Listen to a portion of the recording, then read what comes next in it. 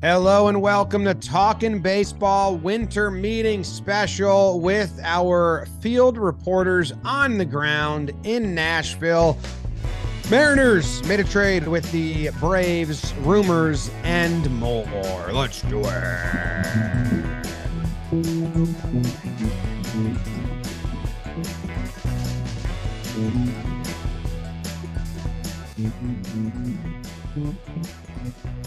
Hello and welcome to Talkin' Baseball. Thank you very much for joining us today. My name is Jimmy. Big Baby David is here producing. There's no Jake. He's on his honeymoon. There's no Trev. He's on vacation. We have Jolly Olive joining the show, and he's boots on the ground with BBD in Nashville. So we'll go over some rumors and stuff. Part two of the show. Part one will be the Braves and Mariners trade. Jal, how are you? Good. Having a great time meeting a lot of people, putting names to faces. It's been a lot of fun. We didn't have a lot to go on yesterday, but still we managed to film a lot, get a lot done, and it's been a lot of fun. So hopefully today is a little bit different, a little bit more eventful, and we can keep on the grind. I think last year, day one wasn't that eventful, and a lot of stuff happened the last 2 days. Aaron Judge happened the day we were leaving. We were packed to go to the airport, and we had to go back to the table to record at like 7:30 in the morning, right, Beebs? So Yeah, we woke up early, get to the table, recorded. It was like our last thing, and we like went right after. yeah, went straight to the airport. So I But know everyone's kind of having fun or not having fun being mad at how slow it is. But it's day one, they got to have some meetings. They don't just show up and the meeting's done. So I'm still hopeful we're going to get an eventful winter meetings. I could be an absolute fool here, and I'll hand up and say I'm fool, but I'm still optimistic we're going to have some fun updates. And that's, again, part two of the show. And the show is brought to you by SeatGeek, and you can use code TALKIN for $20 off your first purchase. The app is great. There's 70,000 different events in your area every single night. You can go to one of those. You can go on a date. You can go by yourself and enjoy some solitude. And if you use code TALKIN, you get $20 off. I want to dive in to the Mariners and Braves trade. And as a baseball enthusiast, Jolly, I feel like you're interested in this as well. Also, as a Mets fan, there's some interesting elements to this for you as well. So I'll just go over what the trade is, and then we'll talk about why maybe I find it interesting and you do. The Braves acquired Jared Kelenic from the Mariners. They also acquired Marco Gonzalez and first baseman Evan White. Those are money. So like those names, not to be rude to those two names, but from the Braves and Mariners point of view, though you're not acquiring the player there, you're acquiring the contract. So basically they acquired the player, Jared Kelenic, for 4 years, 4 more years, I believe. And they acquired the money of Marco Gonzalez and Evan White. The Mariners received right-hander Jackson Kowar. Is that how you say his name? Yeah. At least so. And Cole Phillips. And those guys are kind of interesting in their own right as well, because Jackson Kowar, the Braves just got him in a trade, the Kyle Wright trade, right? Yeah. 1-for-1. And he was a former number one prospect, so there's still a lot of arm talent, but has not panned out for the Royals. We thought the Braves were going to take him and turn him into a stud. Now he's never even wears a Brave uniform.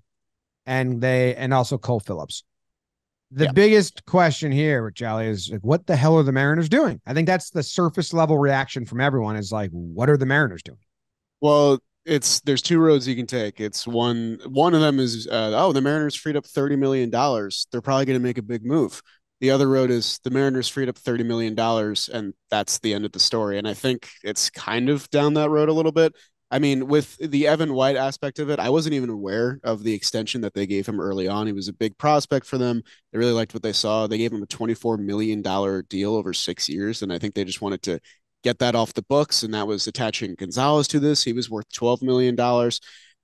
Obviously, the biggest shocker is the marquee piece, which is Jared Kelenic, who's now traded a second time before he turns 24, which is really remarkable when you consider how highly ranked of a prospect he was and how good of a start he got off to in 2023. He had an 846 OPS in his first 2 months over 53 games. It's just the rest of the way he was dealing with injury. He went up and down, and he just wasn't the same kind of hitter. But we've talked about Kelenic at length before, considering the other trades and all the storylines with the Mariners the past 2 seasons. The tools are there, so I think it's a great move for the Braves. It's a very Braves move in terms of them, taking one piece from a deal and connecting it to another and getting themselves a 5 starter and a corner outfielder, while not really seeming like they're losing much outside of the expense of taking on all that money. And now they got this brilliant young outfield where Ronald Acuna Jr., who's 25 years old, is the oldest guy there. Michael Harris II is 22. Jared Kelenic is 24. Who knows if Kelenic is also a part of another deal because they got linked to Dylan Cease there. But I think the Braves are big time winners here. If Gonzalez is healthy next year, that's a good look for them. And with the Mariners, man, yeah, well, we've said it at length before on Wake and Jake and stuff like that. But yeah, Mariners fans should be worried because this team is straying further and further away from where they were. And where they were wasn't even a playoff team. So I don't really know what the path is here for Mariners fans. Yeah, I mean, at the Rotary clubs, I know what they're saying. This is they're saying that they don't want to be a strikeout team anymore. And Kelenic was a 31% of the time he struck out. Teoscar was 31% of the time, and Eugenio Suarez was 30% of the time. So they got rid of their three. You want Teoscar leaves through free agency. They traded Suarez and now Kelenic. They also who else? They have 4 spots open, I believe. The Mariners now. So. Yeah, it's a lot of roster turnover, but they haven't really been linked to anybody either, which is my main concern because like there's so many holes to fill to just get back to the 88 win team that you were. Yeah, so they shed $30 million. Great. You're not going to be able to fill all the holes you created by signing one player. Like it's not like, oh, now they're shedding money to get into the Juan Soto deal. No, they're shedding money to get into like 2 players and 2 prospects coming up, which isn't really a team in the hunt, and the division got better. It's really weird. Also, you say the Braves come out as winners. Very easy to come out as winners when you are doing salary dump trades with not big salaries. Right. Like a salary dump is like David Price, or what are some other big salary dumps we've had recently? We had Giancarlo from a couple of years ago was a big time. Just take the money. We can't afford it.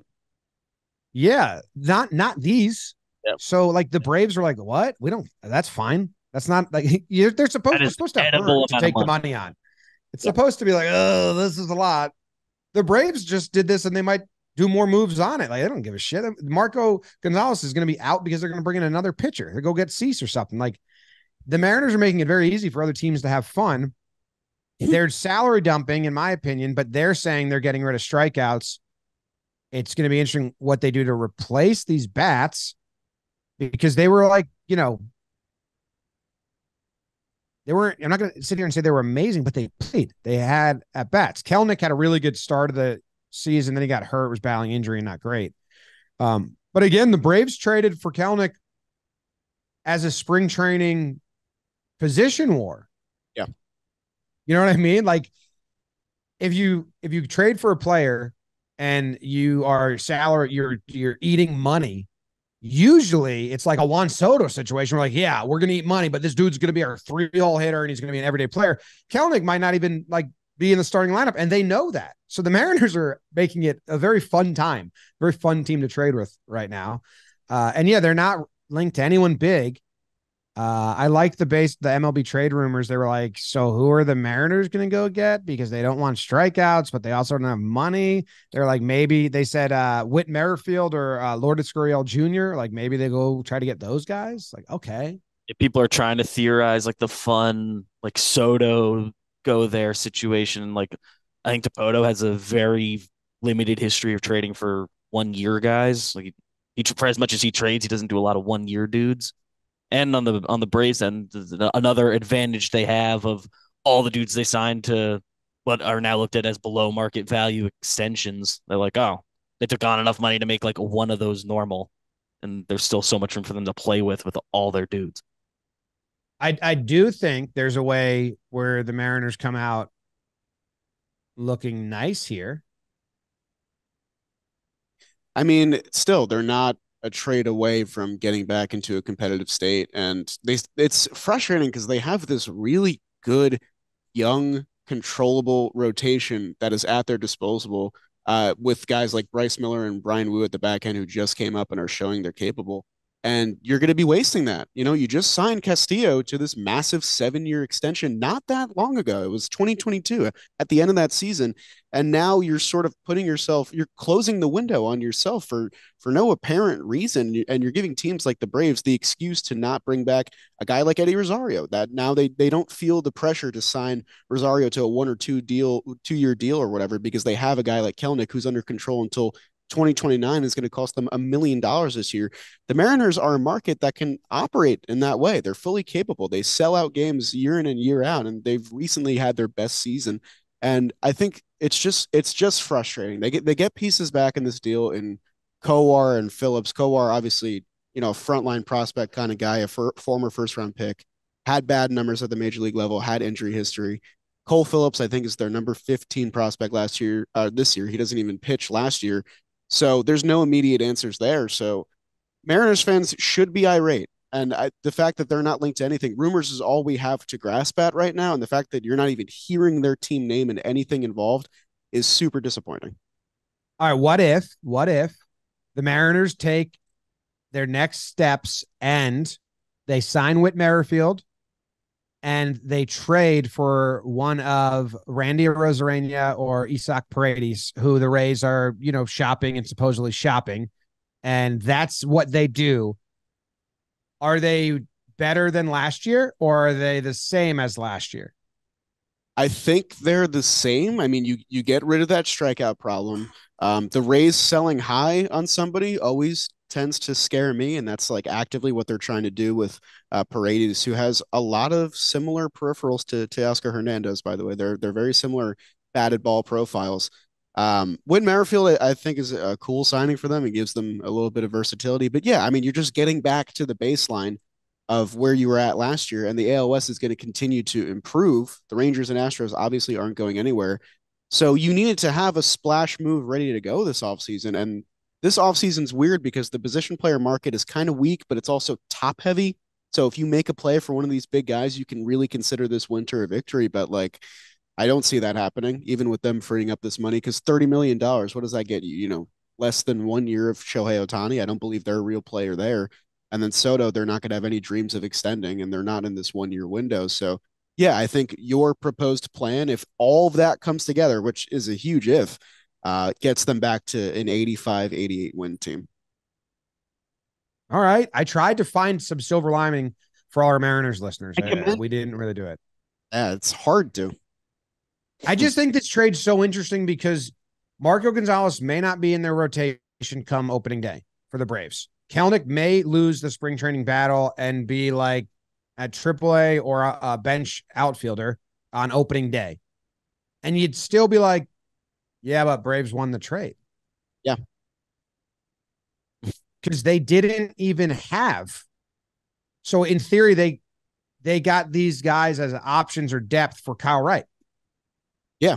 I mean, the Kyle Wright trade, I think, shocked me more than this in the first place. I mean, shoulder injuries are a whole thing, but yeah, the Braves are just protecting themselves and giving themselves options, which teams like the Mariners, I guess, they're not in a position, apparently, to give themselves versatility and options, which, this is how the Braves do business. We've seen them make moves like this before, and maybe it's paving the way for something else that might happen today. But yeah. If people think Gonzalez is going to be flipped, and if that's the case, and okay, I'm assuming the Braves aren't eating money to do that because again, he's not a huge salary. Then you ate less salary to do any of this, and whatever prospect you got back for that or whatever the trade is. I don't know. We'll see. Is it a bullpen guy? I don't know.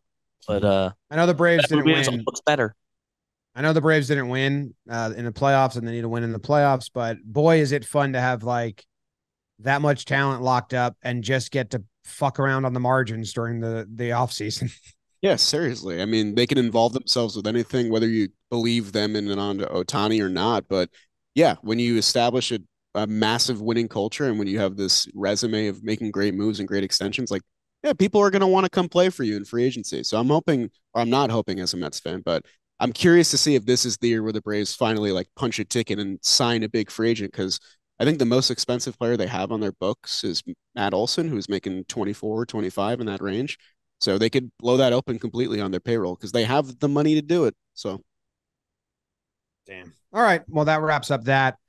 I wanted to ask you some questions about winter meetings, the buzz there, the rumors going on. If you've been to the bar and chatted with some people, if you guys cheers your Blue Moon beverages, because baseball, the season might be finished, but the holiday season is coming up, and the perfect beer for baseball is Blue Moon, and also perfect beer for the holidays, it says here. From its bold, refreshing flavor to its beautiful, bright color, Blue Moon, Belgian style wheat ale. Oh, double worded me.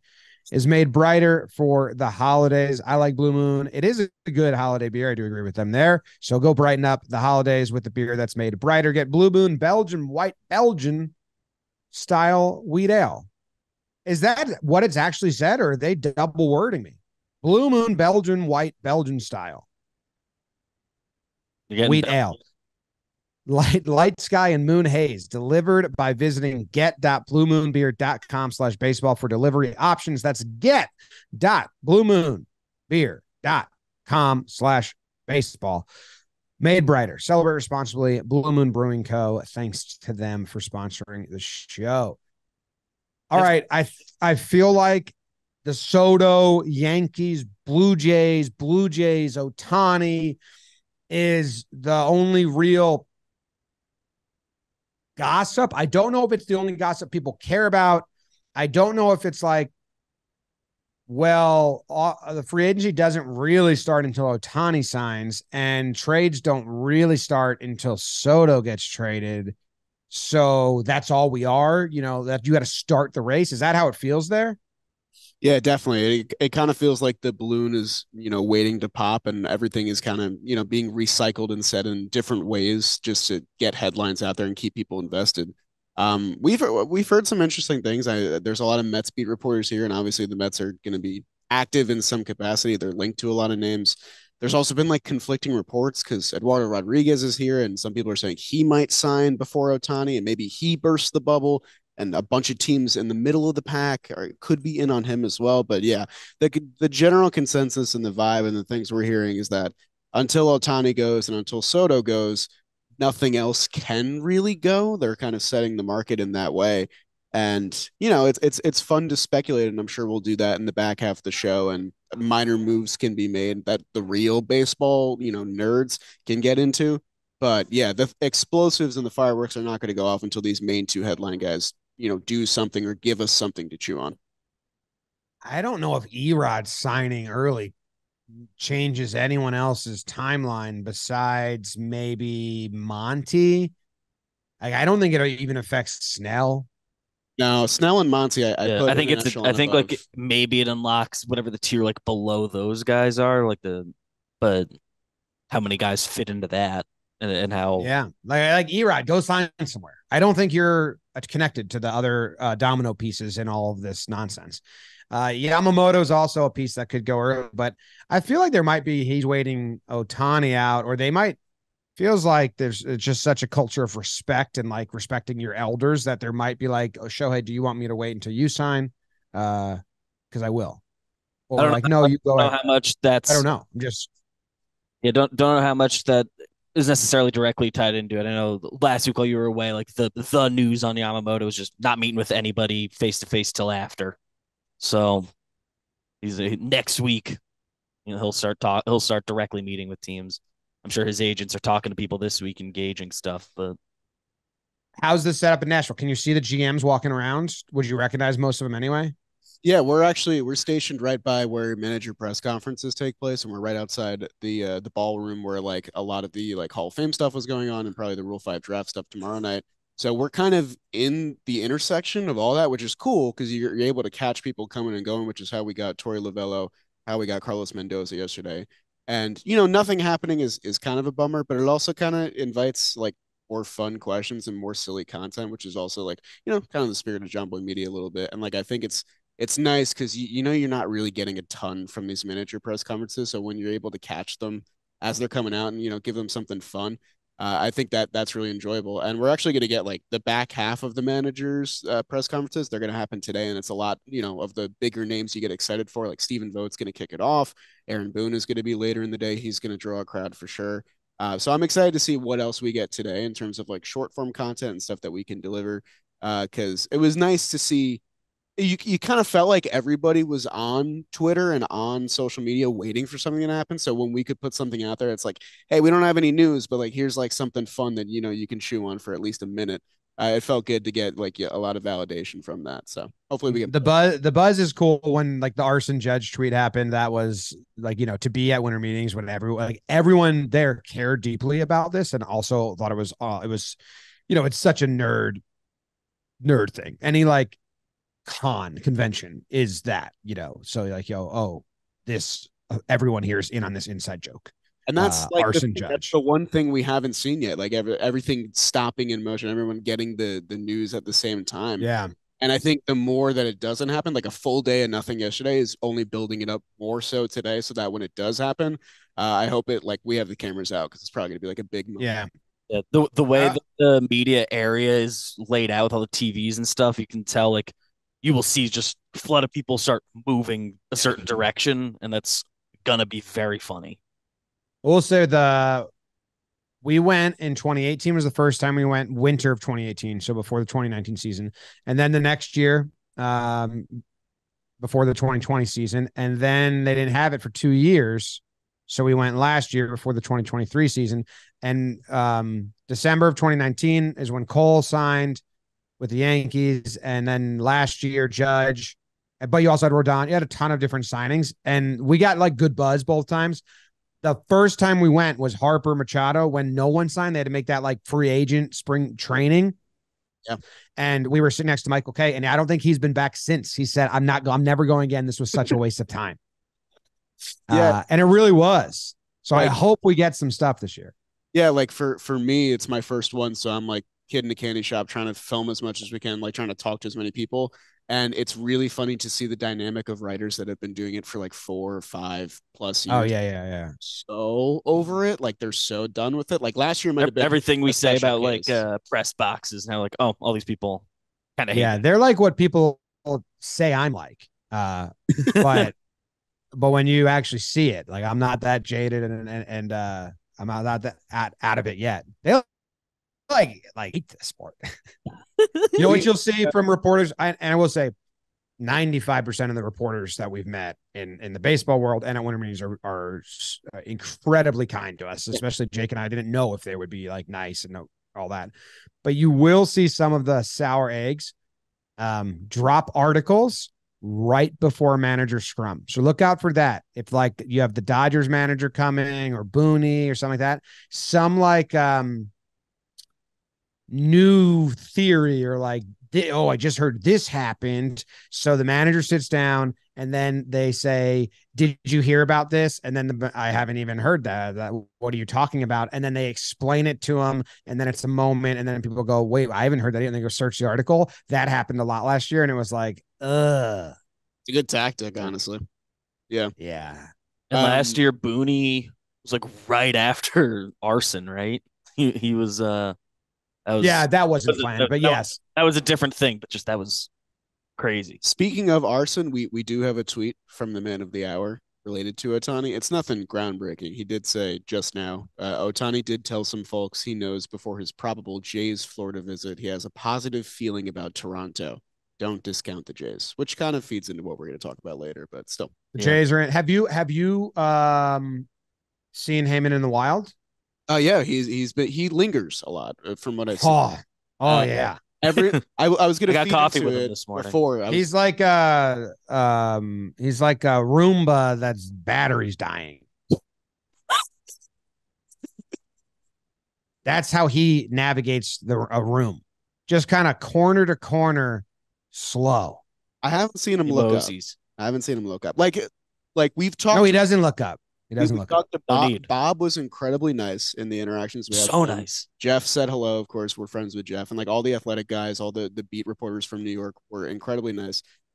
Ken, we had an exchange with, but like the one guy that we haven't really like made eye contact with is John Heyman. I got eye contact on the coffee line this morning. And I may have burnt. I may have burnt that bridge for us. It's a rule we have here. There's one exception. And again, I actually read Heyman's articles. Just his Twitter's horrible. I think he just put out that 12 teams are in on IKF. That means nothing. I saw Talkin Yanks tweet about That's nothing. I immediately said to Jolly, if 12 teams are in on you, no teams are in on you. Kyle said it in the office. Jim, did you hear 12 teams are in IKF? I said, Heyman tweeted, and he said yes. I said, well, come on. I could have tweeted. It's half the league. Yeah, but that would be. I got hold of his Twitter for a day and wanted paired. I would tweet 12 teams are in on IKF at the moment. No one's even asking for that update. Can't say it's false. How? It's 12 teams. No. He must have. I would like to check the timestamps of his tweets. He must have like a I need to get something out every 20 minutes rhythm to how he operates. And if he doesn't have anything, it's just like stuff like that. Tweet something you already tweeted and try it again. I mean, he's already fired off. Put ICYMI in front of it. That's an old reporter trick. Oh yeah. Yeah. We did not miss it. Yeah. All right. No other buzz. Like there's no other I guess no Bellinger buzz really. He's gonna wait till. Yeah. I mean, it's been a lot of rumors that were pretty much said before we even got here between Corbin Burns and Emmanuel Clase. And then even if you move all the deals that happened right before, like Nick Martinez signing with the Reds or like Luis Severino signing with the Mets or Dodgers bring back Joe Kelly, like that would feed some lifeblood into this con, but there's been nothing. Like it's been crickets. Like some GMs have held like private press meetings in suites. Like David Stern's had his own. So a couple of my Mets beat report friends went up and they got the invite there. But again, nothing of substance can really be said because everything is very tight knit. And like there's only one. We've seen two players. We know Erod is here, and we saw Jackson Chourio because he signed his extension. Which, like by the way, the Brewers are being the most active team. I didn't have that in my book. They've made 3 moves. Everyone else has made none.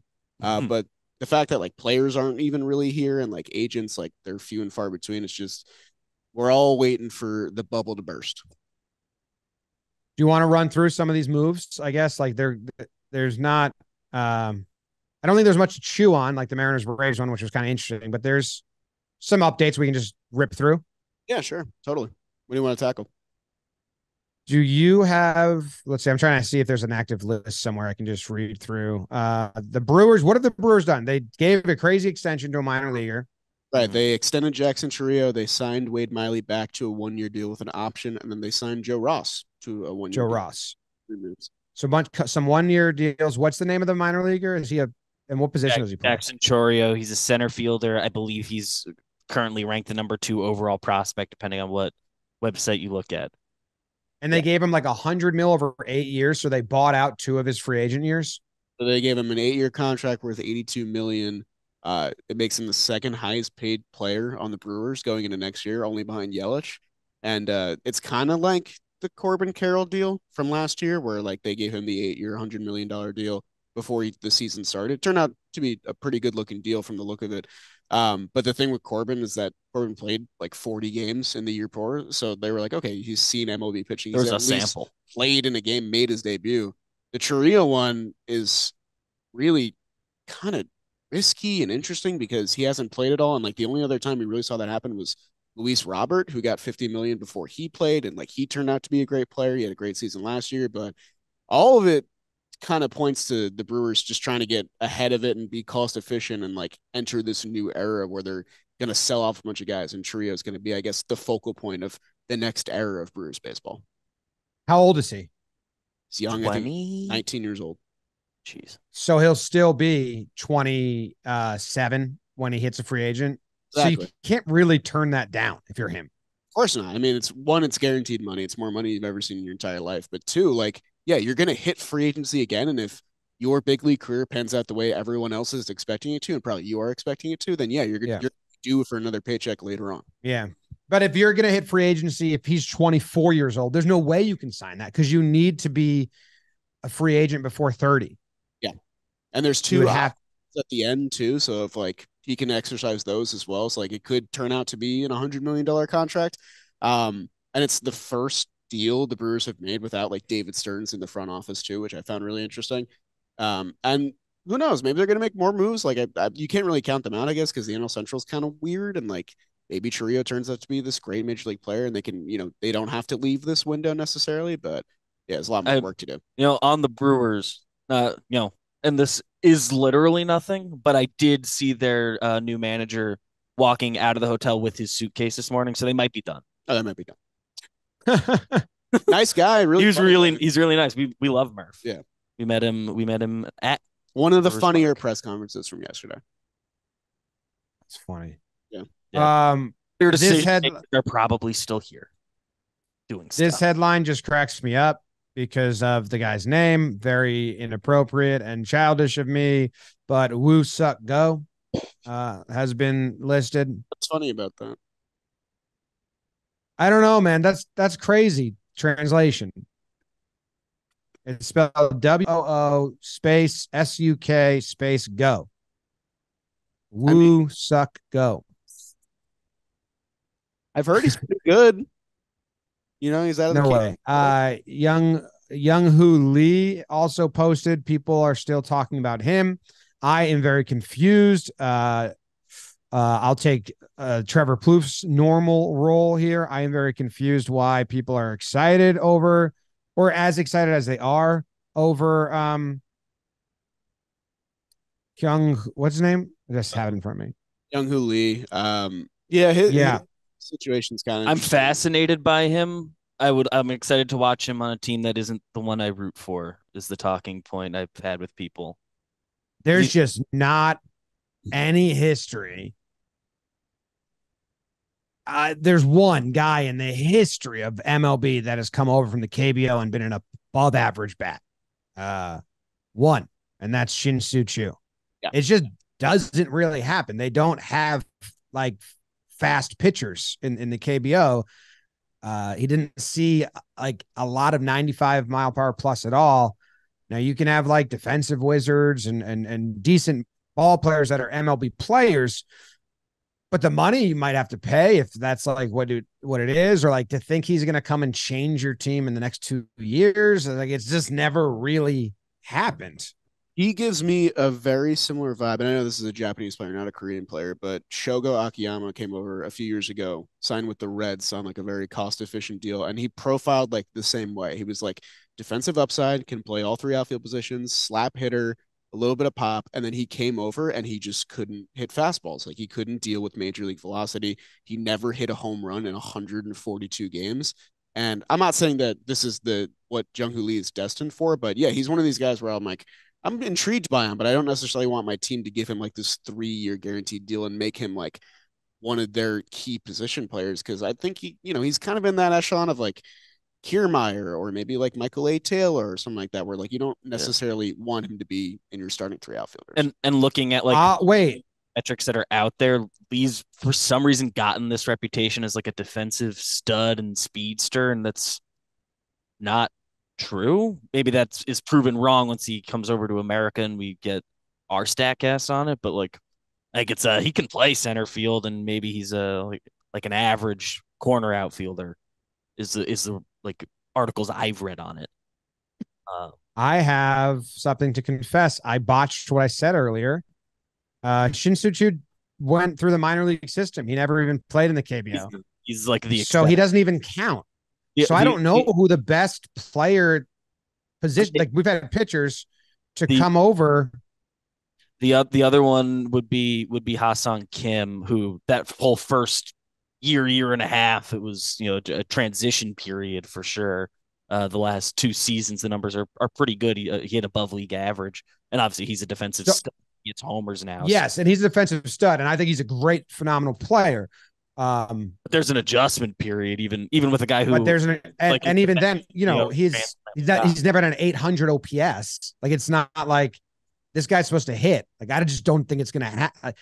I'd take a flyer and see if I was the Braves, but like if I'm the Yankees and need a dude that's gonna come save my team, like I just don't know. We've never had someone come from the KBO and perform offensively right away, or for a full career. Like Kim has done. He's on the bench 3 years. team, but yeah, 3 years in, the One first year was thing bad. from our guy Eno Saris, who also really nice guy, he said hi to before. He did batted ball stats comparison between Ha-Seong Kim and Jung Hoo Lee, and there is like some similarities between like average exit velocity, launch angle, and like a pretty decent sample size. So if you want to take pure raw data and just put them together, then yes, you can probably say that maybe Jung Hoo Lee projects to get to that level once he gets the amount of reps that he needs. But still, it scares me a little bit. Woo Suk Go, I think, is just being talked about because of the name, because he's a relief pitcher that like his stats in that league aren't great. Yeah. I read an article that says he and Lee are brother-in-laws, That's fun. so brothers-in-law. So that's interesting. Maybe like it's like a translator situation. One of them's going to help the other. Yeah, and I think they're both 25, so I don't know, young. A team has made a move, by the way. Ooh, Just got word. Are you ready for this? yes, The Savannah Bananas have signed yes. Noah Bridges, and they're doing their player announcement at 11 a.m. So the Savannah Bananas have now signed more players than basically 29 other major league teams. Who did they just sign? Say it again. I missed the name. Noah Bridges. I think he's like a TikTok guy. Nice. Okay. How about it? Hey, I was in Disney World last week and saw a decent amount of Savannah Bananas gear. Shout out Jesse, our guy over there. Very friendly with him still from our visit. Love the Savannah Bananas. Go check out when we played them in Blitzball in the warehouse. Any other like bullet point stuff to tackle? I'm just looking at MLB trade rumors and Tiger signed AJ Hinch to a long-term extension. Rob Thompson, Topper got an extension. Cardinals are listening to offer on Tyler O'Neill. Which I think it's been going on for like 3 years at this point. And then I think the big one was Astros are not trading Alex Bregman, which I thought they might be because I don't think they're going to be in a position at the deadline where they're losing. So I don't know if they're going to have the money to pay him because I feel like that front If you were going to office, do it, you'd have to do it before the season. that front office is probably just saving all the money for Jose Altuve. So maybe it's one more year Bregman in Houston. Who knows? But Tucker. I think they're saving their money for Tucker. Yeah, you think so? Yeah.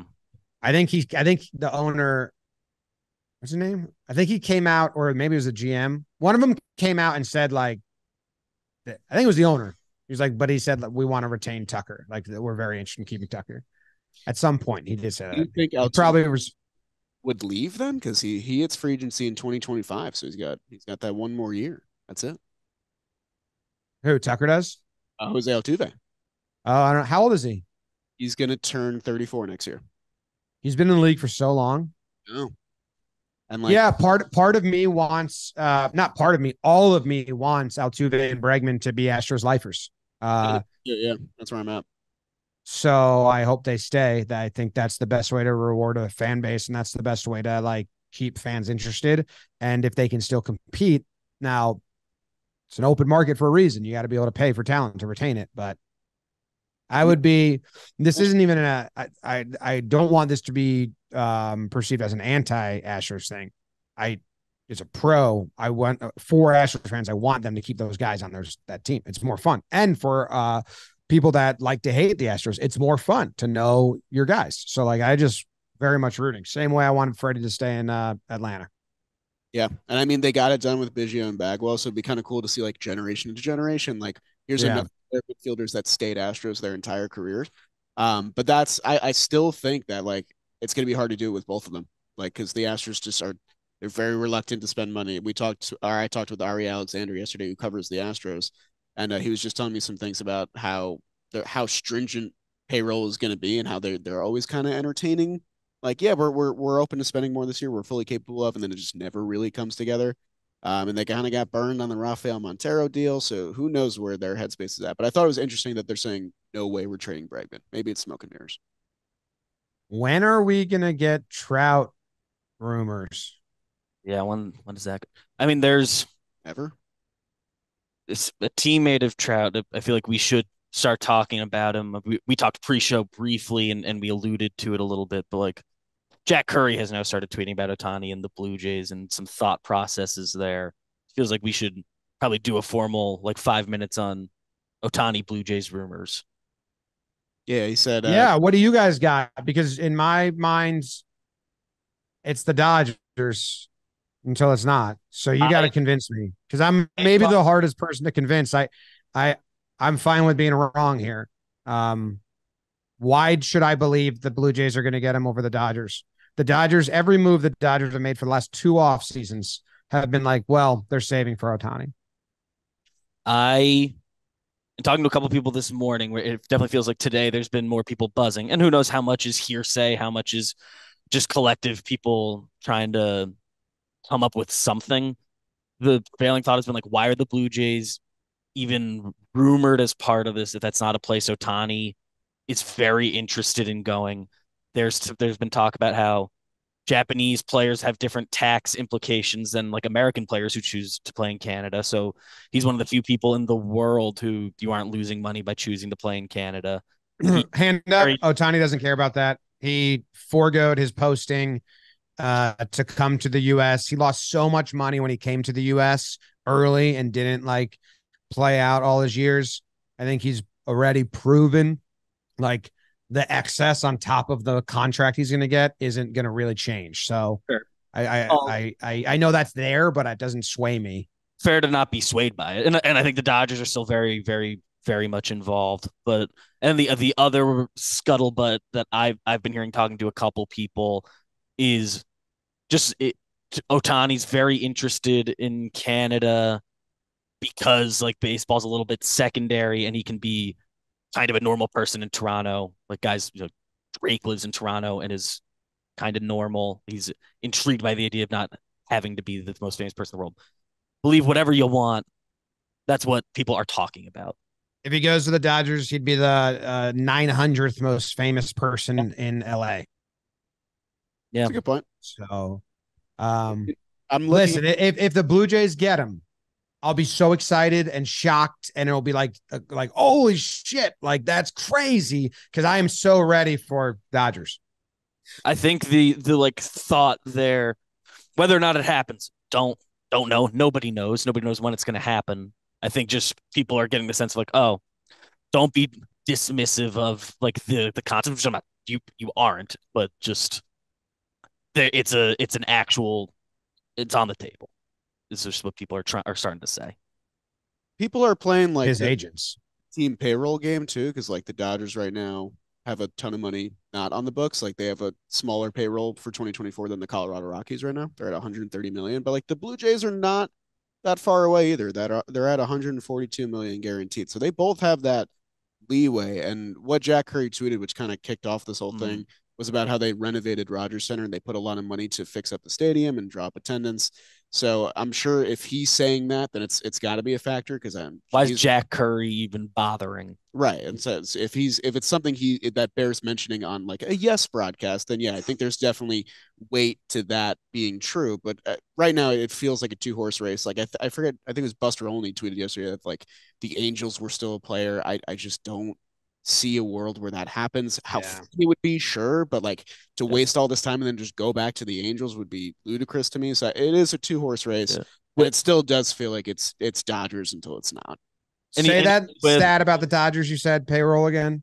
The Dodgers 2024 total payroll is 130.9 million guaranteed right now. The Colorado Rockies are above them at 131.9. And that is by design. The Dodgers have been clearing payroll for 2 years now for Ohtani. They essentially took themselves out of free agency competition last year because of this sweepstakes. They knew that this was coming. And they have a lot more money. So yeah. For what the Blue Jays chatter is today, less than 24 hours ago, there was that like wave of people that started talking about Angels being back as one of the options. So in 24 hours, we could feel very different. People are the Angels, man. What's going on? Don't even. I mean, we talked about, we opened up with the Mariners saying, okay, if you go and make trades for Randy Arozarena and Isaac Paredes and sign Whit Merrifield, you're kind of back to even. That's great. Look at what the Angels have to do to get back to even. And even for them is last place. Did you see what Ron Washington said at the end of his presser yesterday? No. So Washington, who's a super funny guy to just like listen to. Like he was very entertaining. The one thing that he said, because basically in every manager presser, even Mark Kotze, who's Oakland A's manager, they got a question about Ohtani. I think someone was kind of doing it like tongue in cheek, but I was like, that's Probably me. somebody who's here from like Japanese media is definitely just gonna ask every manager Right. But something. so Wash gets asked about it, and instead of just kind of dispelling it and giving the usual like manager answer to make it go away, he's like, I can't say anything about that because I don't want to let the cat out of the bag yet. So he's also like putting fuel into the fire of that Angels side of it, which like, I don't know, man. I guess like you can argue that like, oh, nothing would have to change. He can keep his routine. He wouldn't have to move all these different things. But like after all of this buildup to just re-sign with the team that everyone has been saying, I feel so bad. You have to play for this team. It would be such like a slap in the face. I don't know. Also, it doesn't make them better. It makes them the Oh, same. they have to rebuild their farm system. They Do cannot everything. go forward until they establish their own developed talent, which they haven't done for the past decade. If the Angels want to spend a ton of money, they should trade Mike Trout and eat half his contract. They won't. They the only like real That's how you rebuild the farm and actually like start. The Angels are another team with more guaranteed money for 2024 than the Dodgers, by the way. the only like real tact to why Ohtani would go to the Angels, as far as what people are saying, is that well, the Angels let him do whatever he wants, and I think just and all the negotiating he does with whatever team he goes with moving forward, say you just have to let me do whatever I want when I come, and done. Yeah. Promise he can do what he wants. Yeah. If you want to beat Very Zach interesting. offer, which is I think all the Angels have, besides familiarity. Well, I hope you guys run into more scuttlebutt, and I hope you get a big moment while you're there. I'm jealous. Thanks for hopping on, Jolly, filling in for the vacation boys. I'm not vacation boy anymore because I'm done with my vacation. Hope it was a good one, though. It was nice. Teacups 4 times for James. Really enjoyed him. Liked him. You liked Yeah. it. You know, See you guys. Thanks for tuning in. Jake sucks.